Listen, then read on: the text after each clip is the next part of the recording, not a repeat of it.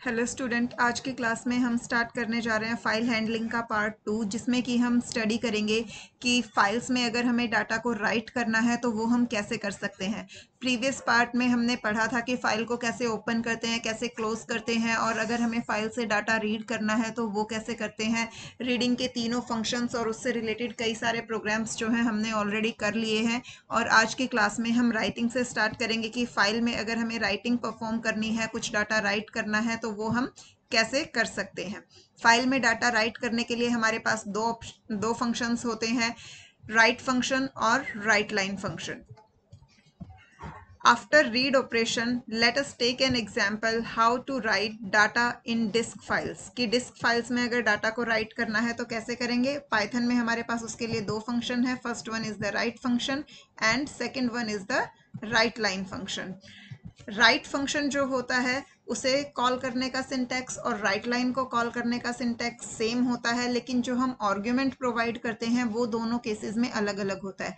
सबसे पहले file handle, यानी कि जब हम फाइल को ओपन करते हैं तो हमने उसका रेफरेंस जिस ऑब्जेक्ट में स्टोर किया है वो object dot function name that is right, और राउंड ब्रैकेट में हम प्रोवाइड करते हैं argument that is string type.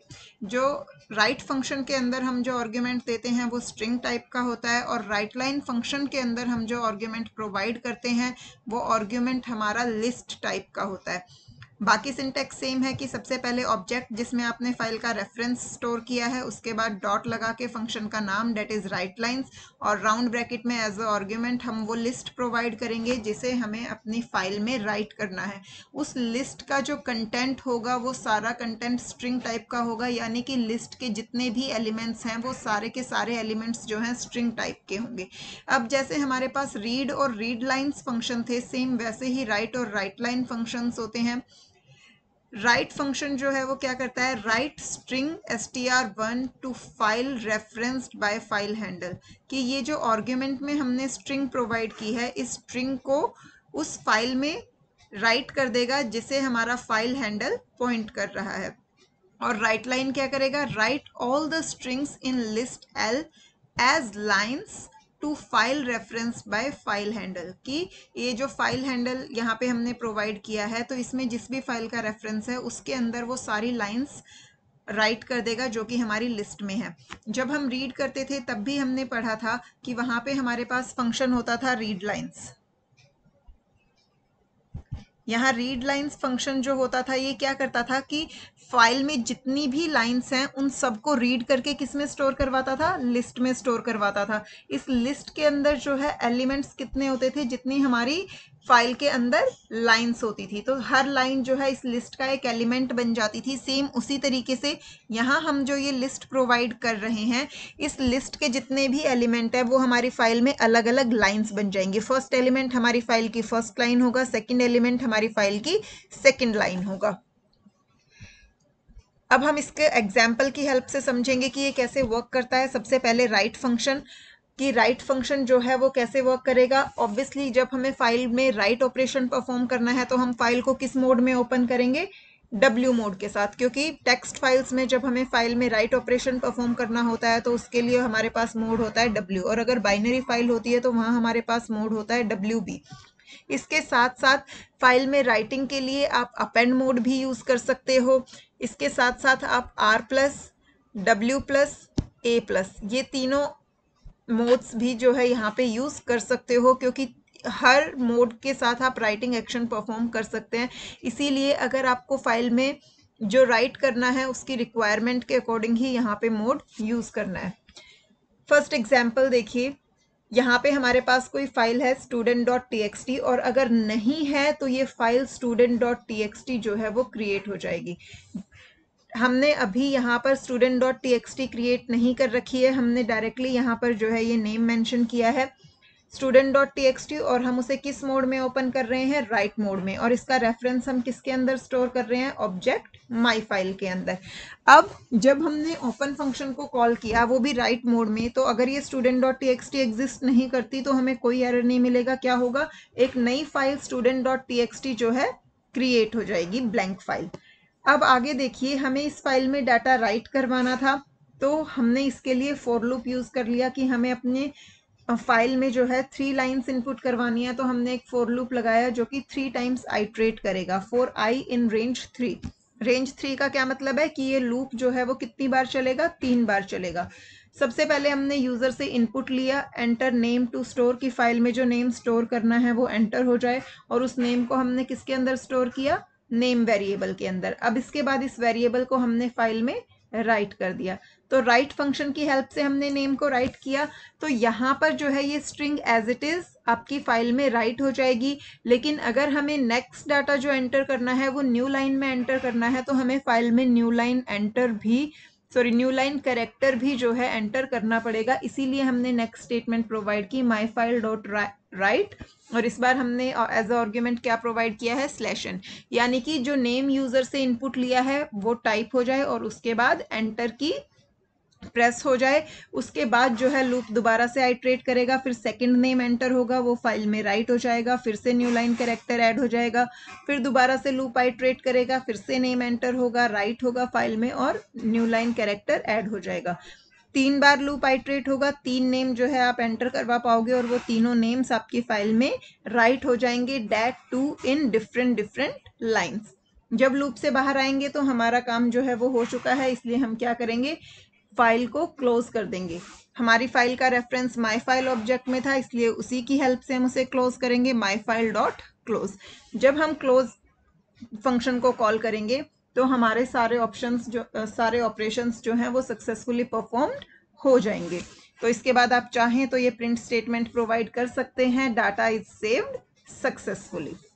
यहाँ पर देखिए मैंने रन करके उसका स्क्रीनशॉट आपके लिए लगाया है कि जब आप इस प्रोग्राम को रन करोगे तो सबसे पहले आपके सामने ये डिस्प्ले हो रहा है, एंटर नेम टू स्टोर। तो यहाँ पे हमने फर्स्ट नेम एंटर किया, दूसरी आइट्रेशन में सेकंड नेम, थर्ड आइट्रेशन में थर्ड नेम, और ये तीनों ही नेम यहाँ पर आप देख सकते हैं इस वाले स्क्रीनशॉट में कि आपकी टेक्स्ट फाइल में राइट हो गए हैं। और आप ध्यान दो यहाँ पे कि हर नेम जो है वो न्यू लाइन में एंटर हुआ है, क्योंकि हमने जब भी हमने नेम राइट किया उसके बाद हमने न्यू लाइन कैरेक्टर एंटर करवाया है अपनी फाइल में। तो फर्स्ट नेम राइट हुआ फाइल में, उसके बाद एंटर की एंटर हुई है, second name then again enter की, third name then again enter की।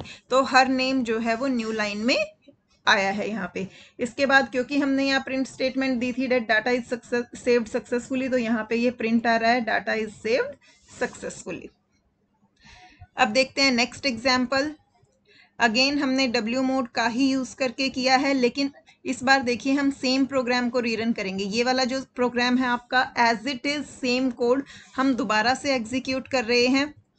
ये देखिए आपका कोड बिल्कुल सेम है, student.txt फाइल को ओपन किया है। अब पिछली बार ये फाइल हमारे पास क्रिएट नहीं हुई थी, लेकिन इस बार ये फाइल क्रिएटेड है, क्योंकि जब हमने प्रीवियस एग्जाम्पल रन किया तो उस टाइम पे ये फाइल क्रिएट हो गई थी। अगेन सेम फॉर लूप हमने चलाया, यहाँ पे हमने क्या किया, नेम एंटर करवाए, नेम एंटर करवा के उसे फाइल में राइट किया, न्यू लाइन कैरेक्टर ऐड किया, फाइल को क्लोज किया और प्रिंट स्टेटमेंट दी। सेम वही प्रोग्राम है, इसे दोबारा से रन किया। Again enter name to store, इस बार हमने नेम एंटर करवा दिए रवि, दिनेश एंड सुरेश। ये तीनों के तीनों नेम्स आपके यहाँ पर फाइल में सेव हो गए और आपके पास मैसेज डिस्प्ले हो गया that data is saved successfully. But ध्यान दीजिए कि क्योंकि ये फाइल जो थी वो राइट मोड के अंदर थी, तो उसकी वजह से क्या हुआ कि जब आपने दोबारा से इस प्रोग्राम को रन किया तो उस फाइल का प्रीवियस डाटा जो था वो ओवरराइट हो गया।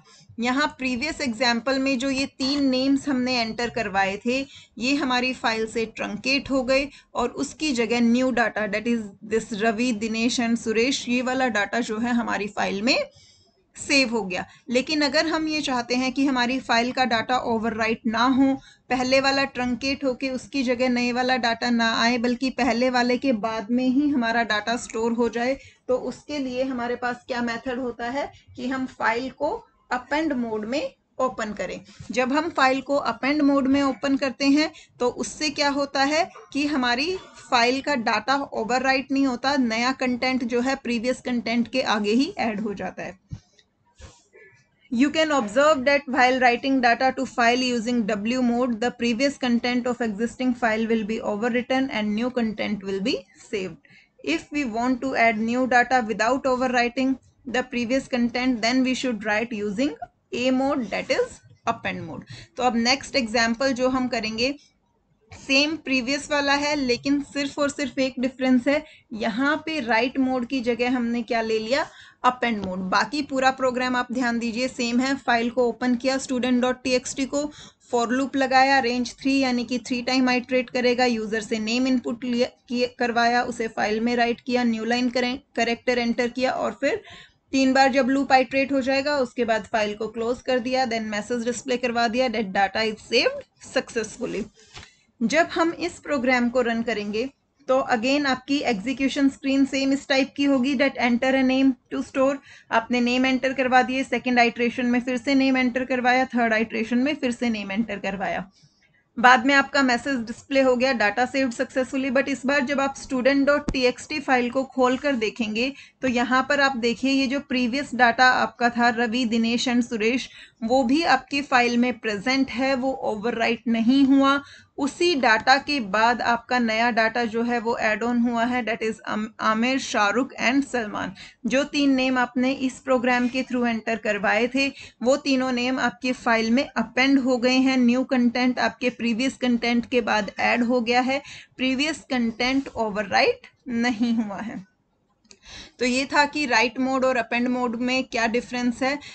जब भी आपको फाइल में राइट करना है तो अपनी रिक्वायरमेंट के अकॉर्डिंग ही हम मोड यूज करते हैं। अब जो नेक्स्ट एग्जाम्पल है वो राइट लाइन फंक्शन की हेल्प से है। राइट लाइन्स फंक्शंस में हम राइट लाइन्स फंक्शन जो है उसमें अभी हमने पढ़ाई था कि हम डाटा जो है वो किस फॉर्मेट में प्रोवाइड करते हैं, लिस्ट की फॉर्मेट में प्रोवाइड करते हैं। जब हम डाटा को लिस्ट की फॉर्मेट में प्रोवाइड करते हैं तो लिस्ट के जितने भी एलिमेंट हैं वो हमारी फाइल की डिफरेंट लाइन्स जो हैं वो बन जाते हैं। यहाँ पे हमने एक फाइल ली emp.txt और उसे किस मोड में ओपन किया, राइट मोड में। ये चाहे पहले से एग्जिस्टिंग फाइल हो या नहीं हो उससे कोई फर्क नहीं पड़ता, क्योंकि अगर एग्जिस्टिंग फाइल होगी तो भी उसका डाटा ओवरराइट हो जाएगा और अगर एग्जिस्टिंग फाइल नहीं है तो उस केस में ये फाइल जो है क्रिएट हो जाएगी। अब हमने पहले एक एम्प्टी लिस्ट ले ली, माई लिस्ट, क्योंकि ऑब्वियसली अगर हमें राइट लाइन्स फंक्शन को यूज करना है तो यहाँ पे हमें लिस्ट की जरूरत पड़ेगी। अब अगेन हमने एक फॉर लूप लगाया, बट इस बार हमने क्या किया कि जो हम यूजर से नेम इनपुट ले रहे हैं उन्हें हमने डायरेक्टली फाइल में राइट नहीं किया, बट पहले अपनी लिस्ट में स्टोर करवा लिया, क्योंकि हमें किसका एग्जाम्पल करना है, राइट लाइन्स का। हमें जो प्रोग्राम है वो किस फंक्शन को यूज करके करना है, राइट लाइन्स फंक्शन को यूज करके करना है।